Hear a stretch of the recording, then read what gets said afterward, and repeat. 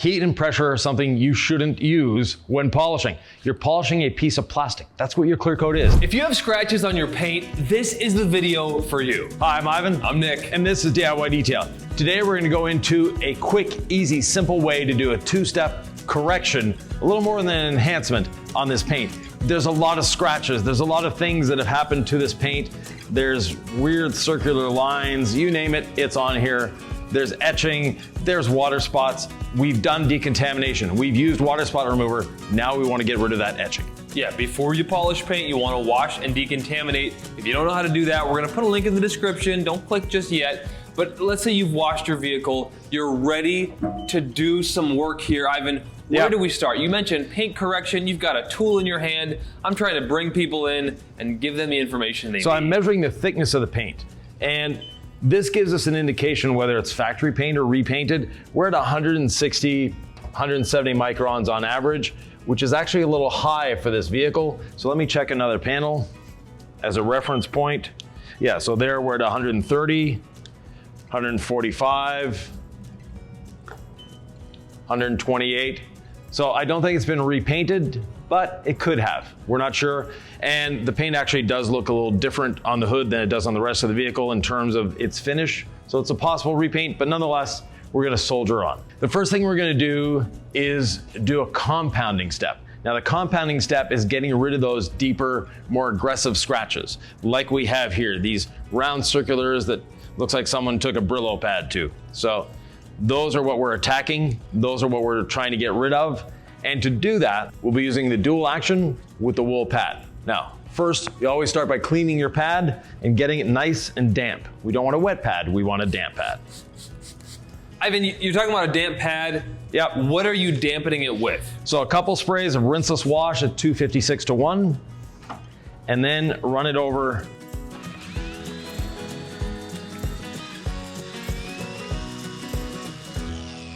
pad washer of choice, spin it out, and then we're gonna use our gold standard compound. So this is a very aggressive product, and we're only gonna put 3 drops on here, and that one's way too big, so I'm gonna go just 2. Now, rinseless wash is our super versatile washing product. It's a super concentrate. Yeah. You can use it to clean glass, clean your paint, clean interiors. It's also the bedrock of our paint polishing process. Right. We always have a dampened pad cleaned with rinseless wash. So if you're curious about rinseless wash, it's not water. I mean, you wouldn't just dampen this with water. There's a method to this. Right, because it's cleaning the pad, it's providing lubrication, it's making our life a lot easier. Speed 3 on my dual action machine. And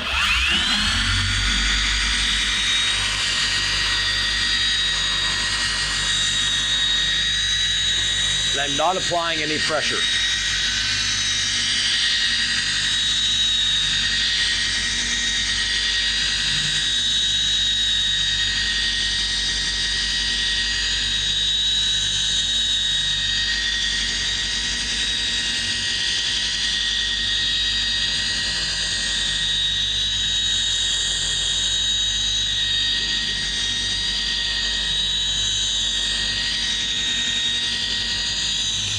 The gold standard compound is designed to have a very fast but short working time. We want to speed this up for you. And you keep polishing until all the residue seems to be almost gone. That's when you know you're done. We love to use a rinseless wash dampened towel. Not wet, not sopping, just dampened. So there's no drips left. It's just gonna really kind of emulsify whatever's left on the surface. Very easy to do the wipe off, and then we finish, Ivan, with a dry towel. So Ivan, I was getting a dampened towel while you were polishing, Ivan. Where did you stop? About here. About here. So the visibility of these scratches to the naked eye is pretty much gone. Right, and we used a wool pad with a compound, and the finish actually looks really good. But we're gonna do a 2-step. We promised you a 2-step. We'll do that, and you'll see just how much better that is as well. Now, with the compound, we work in smaller sections because it's cutting, it's removing a lot of paint. Do we need to compound everywhere? No. You can actually just target specific areas. This hood, I would probably compound everywhere just because of the way it is. So if you want to grab your polisher as well, Nick, we'll each do our sides and then go to the finishing step. Let's do that, but can you first, while I do that, can you talk about removing scratches? Do we ever remove scratches? Are we going for full removal, partial removal? What's acceptable? What's safe? What's not safe? If you've never done this before, it might be worth knowing these things before you just take a polisher to paint. No detailer has ever removed a scratch from paint. We're actually removing the clear coat down to the level of the scratch. So if you have a very deep scratch, don't say, oh, I'm gonna compound that scratch away. You're not compounding, you're not removing a scratch. You're moving the clear coat down to the level of that scratch. So be very careful what you're doing. There's unlimited clear coat, right? So just go for it? No, not unlimited. It's a very finite resource. It's very thin. And at the same time, it can't be replaced.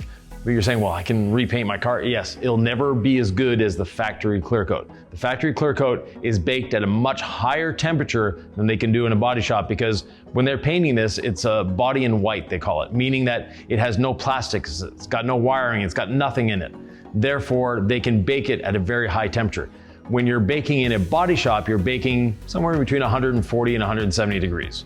And you don't want to go higher than that because you'll start melting plastics in the car. Not a good idea. So you can go from hero to zero very quickly when you're trying to remove everything that you see in terms of blemishes. The system that we have is that sweet spot, safety and effectiveness. Now we're using the compound, so you still have to be very careful. This is just past beginner, right, Ivan? When you're using a compound, this is no longer, it's pretty much safe no matter what you do. You can get a little too aggressive if you start putting a lot of heat and pressure on the machine, and if you burn through clear coat, sayonara. Yeah, and heat and pressure are something you shouldn't use when polishing. You're polishing a piece of plastic. That's what your clear coat is. It's a plastic. You don't want to create pressure. You don't want to create heat. You just want to let the machine and the compound do the work for you. Now, I have 3 appropriately sized drops on my pad.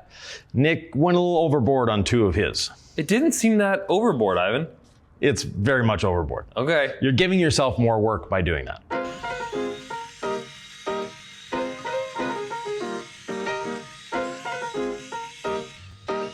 So Ivan, let's talk about working time. How do I know when I've worked the compound enough? When it clears up or when it starts clumping, depending on if there was a wax there before or a sealant or a coating, you might get some clumping happening.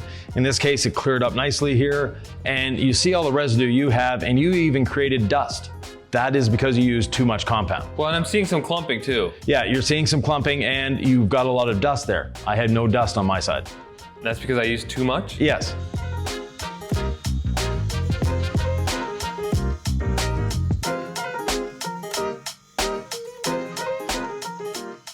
That drop was a little big. That's why I'm only putting 2 drops, not 3.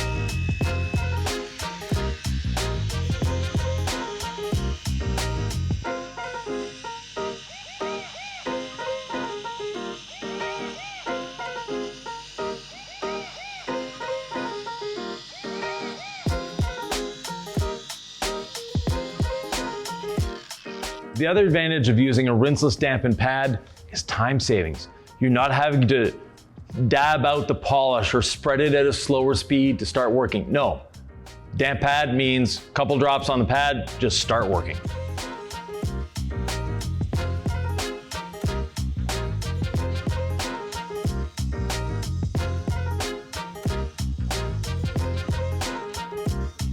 Okay, Ivan, what am I doing wrong? Your posture, first of all. The way you're leaning into it, you don't need to do that. And you're hurting your back by doing that. So just stand up straight when you're polishing. You don't need to lean into the machine. I did a one-handed reaching across the hood. That was much simpler. I was standing up. Clearly, if I put more pressure on it, I'll get better results. No, you actually get worse results by putting pressure, because pressure creates heat. And when you create heat, the abrasive, instead of shearing off the clear coat, grabs and rolls. So it's not cutting as much. It's an old myth. When we had lacquer paints, I'm talking back in the 70s, heat was a good thing. We shouldn't be treating modern paints like we did lacquer paints. Same thing. To Today, we drive on radial tires. If you were to put bias ply tires on your car, you'd go, ooh, that doesn't work well. Same deal.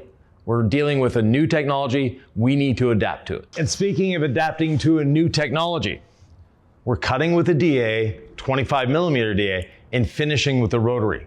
And we're not wiping off the compound to go to the polishing step, saving you time, saving you energy, and giving you actually superior results. Now you're saying, well, the abrasive in the compound is not going to finish as nicely.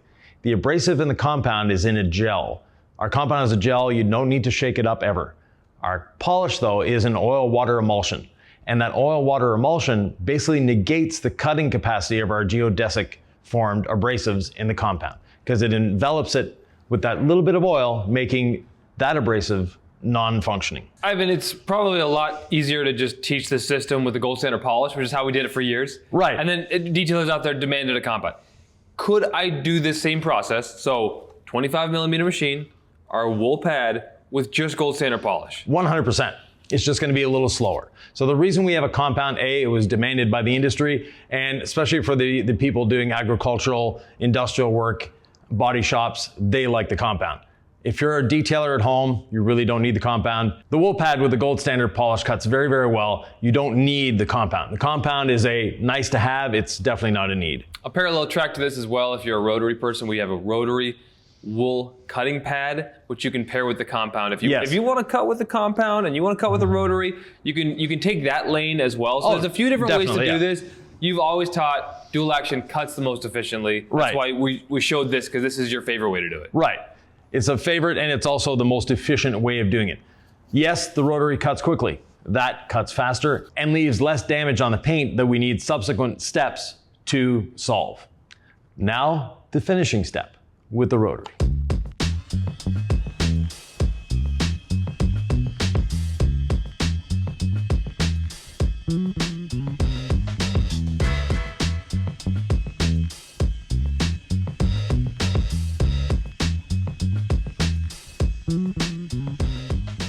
Hey, Ivan, question for you. Yes. I've saved this section, I haven't polished it yet. I'm curious with this compound because it's aggressive. Yes. And I've got body lines, and when there's body lines, edges are usually painted thinner. So I want to be careful there, but I also want to cut a lot. And it's a delicate balance between results and safety. Yes. What do I need to know? So stay off the body lines directly. So don't have the polisher straight on the body line like this. With the rotary and the red pad, I was purposely going over these body lines. Not an issue. But when you're using the compound and the wool pad, you definitely want to stay off the body lines. So treat it as a valley and a peak. So just go into the valleys. So like this and then like this? Correct. What about up here? No. So just stay off of this. Yeah, stay off that peak. Got it.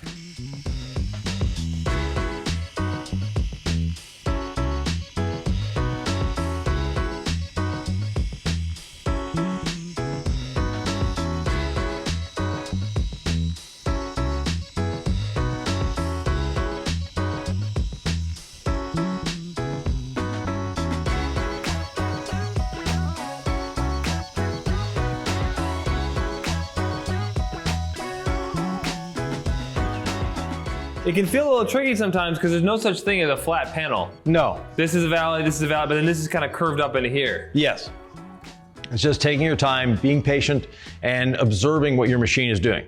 Now, with the rotary to finish, again, we don't need to wipe off the compound residue. Secondly, we can do a larger section with this because we're not removing clear coat like we were in the first section. That's why the pad, when you're using the compound, gets loaded very quickly because you're removing clear coat. In this case, we're perfecting the clear coat or we're enhancing it. We are not removing that much. Therefore, we go over it nice and slowly without a problem, and we can do a larger section. To do the finishing with the rotary, very simple, speed 1, not 2, not 3, speed 1, no pressure on the machine, and the body lines fade away.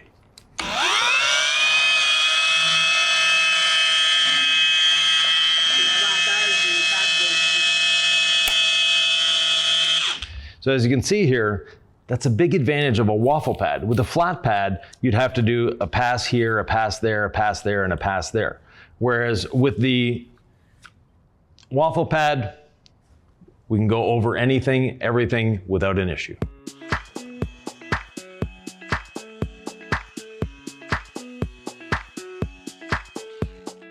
Now, one thing I want to show you is speed of movement. If you look at the lines drawn by the pad here, they're very close together because I was moving at a reasonable speed. Here, I moved a lot quicker, and I did so on purpose, just to show you how the lines are spaced. So you want your lines to be nice and close together, and with the rotary and the waffle pad, they're very easy to see, so you can gauge visually how fast you're moving.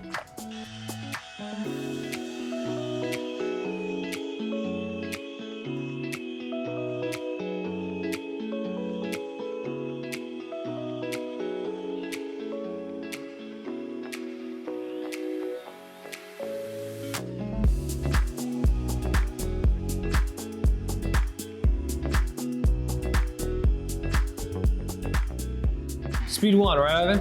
Speed 1, and you'll notice I was mentioning the spacing. Nick and I had the same spacing, about a 1/4 inch between the lines left by the pad. That gives you a nice indication, or 6 millimeters, a nice indication of how fast you're going or how slow you're going. You want to keep it moving. Now, with this pad, it's extremely safe. You could stall on an area for a minute if you wanted to. It's not going to heat up the paint. But at the same time, we want to keep a nice, even movement, no pressure, low speed, just have fun with it. Folks might wonder when they need to re-spray gold standard polish on the pad, because I can keep this going. It goes a very long way, yeah. So just keep it going until it feels like it's getting draggy? Or? Yeah, so I did the hood in 2 sections instead of doing it in 6 sections like we did with the compound. Now, while I had the rotary in my hand, these wiper arms are looking sad. A little bonus here, how quickly and easily you can make wiper arms look much better.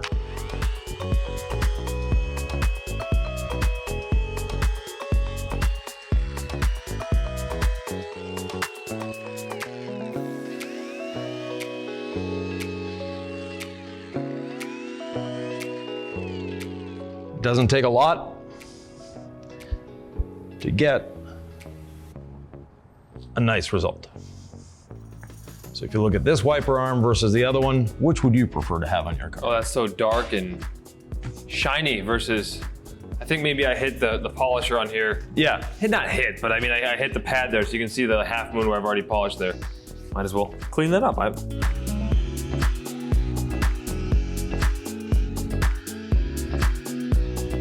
Excellent. Next step, cleaning off the polish residue. And we're not going to be ceramic coating this vehicle, but we want to leave protection on it. And there's an easy way to do that. That is a rinseless dampened towel. So we lightly go over the surface. I'm not trying to remove all the polish residue here. I'm just dampening the surface. Once it's damp, a spray or 2 of Envy on the surface, and then take a Freebird 400, dry it to a nice shine. So now I've left protection behind, I've removed the polish residue, and we have a nice, clean, protected vehicle. Now on the front bumper here, this is why you need protection on your vehicle. I compounded this, but it was actually a pointless exercise because this is etching from bugs. And you can see this one here very well. That was a big bug that landed there. On this plastic, you're not going to polish that off. That is something that's permanent damage. The only way to correct that is to repaint, unfortunately. How sad, Ivan, that we can't rescue something. I'd like to think that we have superpowers, but there's certain things that when they get beyond the point of no repair, or no return, it is what it is. While it's still wet, we do a spray or 2 of Envy, right? Yes. Not after it dries? No. Because you're using the Envy as a drying aid at this point. Thank you, sir.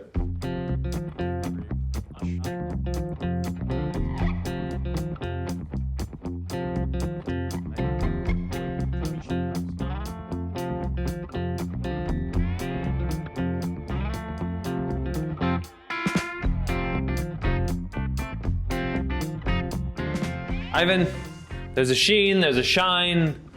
I mean, this looks really good. Yeah, and the deep scratches that we had when we started are still there. What we've done was round over the corners of those scratches so they don't show up anymore. And if we look for them, if we get down here with an inspection light, we'll probably find them. But for the average consumer standing in front of their vehicle, this is a pristine hood, other than the stone chips and the bug etchings. This is one of those where the only one who notices it now is the owner themselves. Literally nobody else is going to see this. And that's the sweet spot between defect removal and paint stewardship. Right. The goal here is to preserve the paint, to keep the factory paint as long as possible. That's why we finish with protection, ideally a ceramic coating, but this car isn't due for that at the moment because the customer isn't paying. Nick, I measured the thickness afterwards. We really didn't remove anything from this paint. As I said, the goal is to round over the corners of the scratches so they're not visible anymore. We're not trying to remove the scratch 100% because if we do that, we're removing way too much clear coat. It's the sweet spot between safety and satisfaction, safety and success, safety and satiation. Look, we'll use another word, shiny. Yeah, it's glossy, it's beautiful. It's everything we want it to be. If you want glossy paint, but you want it protected as well at the highest level, we have a ceramic coating video where we wash, polish, ceramic. We do it all in less than 20 minutes, Ivan. Yep. Super easy to follow along. And that video is right here.